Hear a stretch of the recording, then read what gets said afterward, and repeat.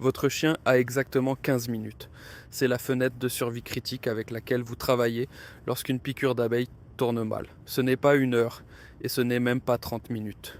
Vous n'en avez que 15. En ce moment même, quelque part dans les limites de votre jardin, un seul insecte porte en lui un venin assez puissant pour bloquer complètement les voies respiratoires de votre chien avant même que vous ne puissiez trouver vos clés de voiture. Et voici la partie vraiment terrifiante de la situation. La plupart des propriétaires d'animaux de compagnie commettent une erreur cruciale dans ces 60 premières secondes, par pur instinct de panique, qui pompe encore plus de venin directement dans la circulation sanguine de leur chien. Ils attrapent une pince à épiler. Si votre chien vient d'être piqué, vous devez vous arrêter immédiatement. Ne touchez pas encore à ce dard. Dans les prochaines minutes, je vais vous guider à travers le protocole médical exact qu'utilisent les équipes d'urgence vétérinaires professionnelles. C'est le même protocole qui a sauvé des milliers de chiens du bord du choc anaphylactique. Car la différence entre une simple lèvre enflée et un enterrement réside dans le fait de savoir exactement quoi faire pendant la fenêtre anaphylactique. L'anatomie d'une piqûre nécessite de comprendre la différence entre une abeille et une guêpe. Aux yeux de la médecine, toutes les piqûres ne se valent pas. Connaître l'agresseur spécifique détermine toute votre réaction. Une abeille domestique ne pique qu'une seule fois, puis meurt. Cependant, elle laisse derrière elle une arme mortelle.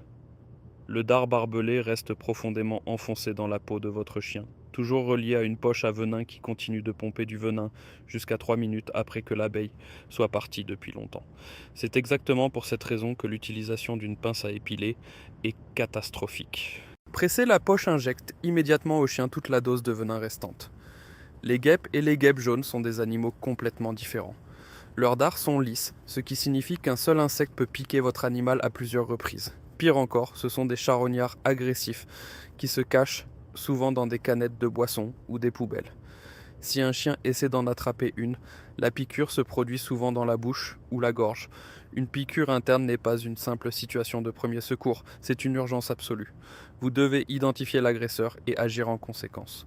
Le diagnostic immédiat nécessite l'évaluation de la zone de danger. Dès que votre chien a été piqué, vous avez 90 secondes pour évaluer le niveau de danger. Commencez par la bouche, soulevez calmement la lèvre et vérifiez la langue, les gencives et l'intérieur des joues. Recherchez un dard visible, des gonflements ou des marques de piqûres. Des gencives saines doivent toujours être d'un rose chewing gum. Si elles paraissent pâles, blanches ou bleuâtres, votre chien entre déjà en état de choc. Ensuite, observez attentivement le visage. Un léger gonflement au site de la piqûre est normal, mais si le museau enfle vers l'extérieur et que les yeux commencent à disparaître dans les joues, vous observez ce que les vétérinaires appellent l'aspect requin-marteau. C'est le signe d'alerte définitive d'une réaction allergique sévère.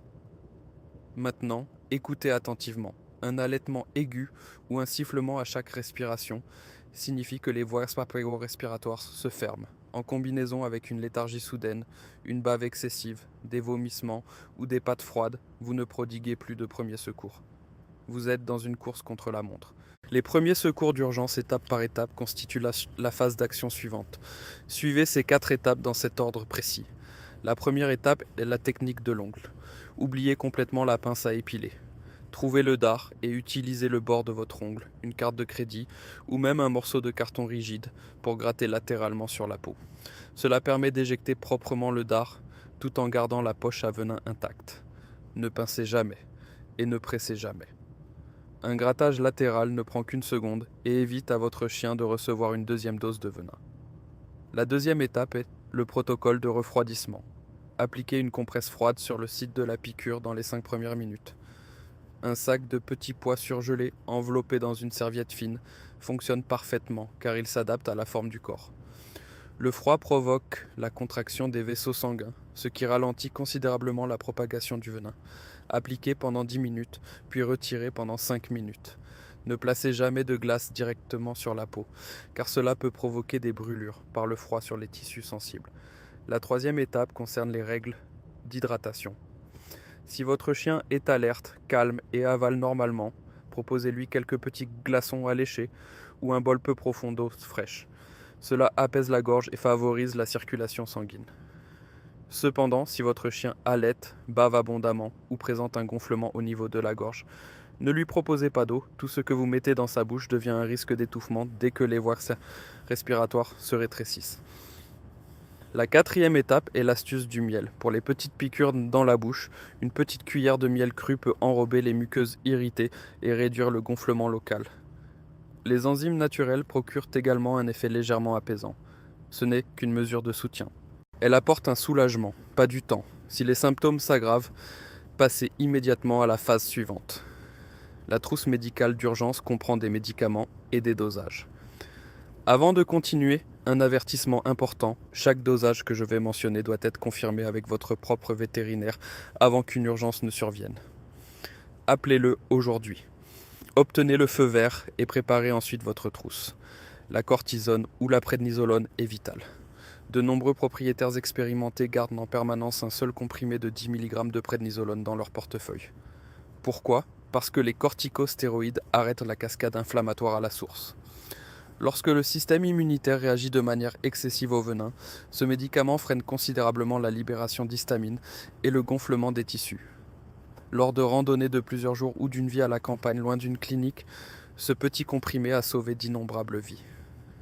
Confirmez la dose exacte avec votre vétérinaire en fonction du poids de votre chien. Le protocole Benadryl est également standard. La diphénhydramine, le principe actif du Benadryl classique, est l'antihistaminique le plus couramment utilisé pour les réactions aux piqûres chez les chiens. La directive standard est de 1 mg par livre de poids corporel, administré par voie orale. Un chien de 50 livres reçoit donc typiquement 50 mg. Cependant, 2 avertissements sont non négociables.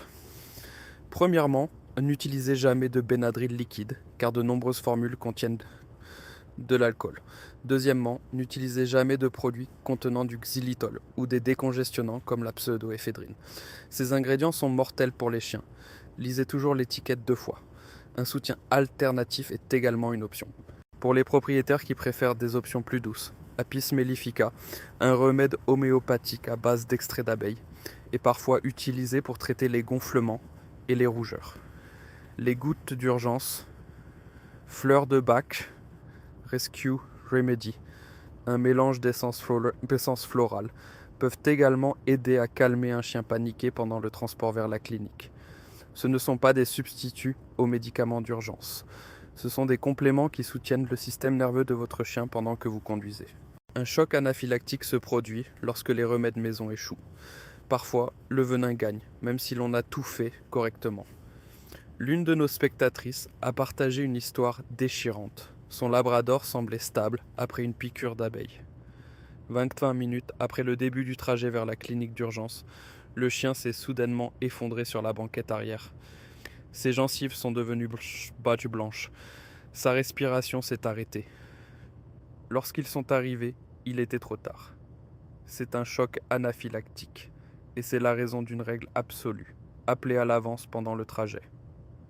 Au moment où vous soupçonnez une réaction sévère, mettez votre vétérinaire sur haut-parleur.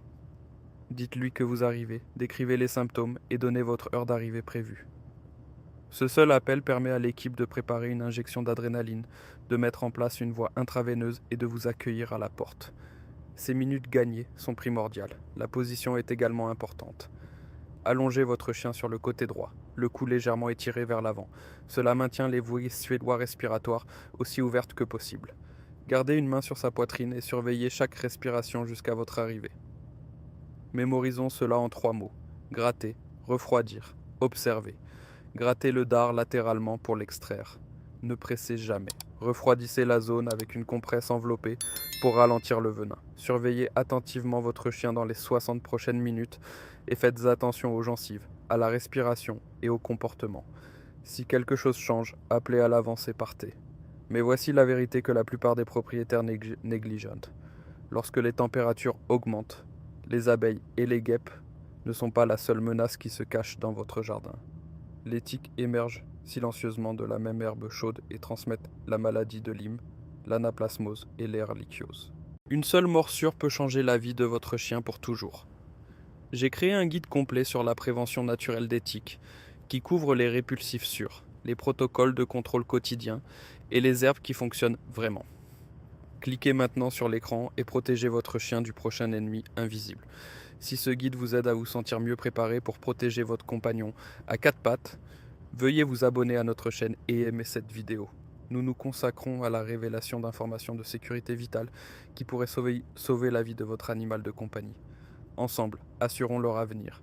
Notre prochain guide important arrivera sous peu.